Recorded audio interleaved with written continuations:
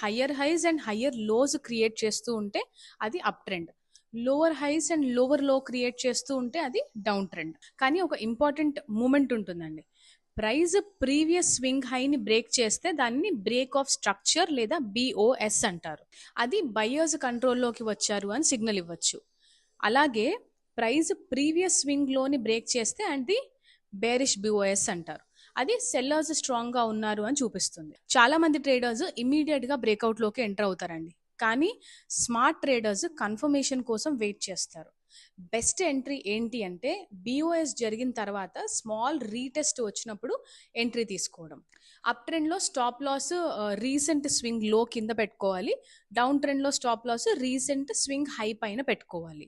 కానీ important point ఒకటి గుర్తుపెట్టుకోండి, ప్రతి బ్రేక్అవుట్ రియల్ బిఓఎస్ కాదు, కొన్ని ఫేక్ బ్రేక్అవుట్స్ కూడా ఉంటాయి. అందుకే వాల్యూమ్, ట్రెండ్ అండ్ కన్ఫర్మేషన్తో కలిపి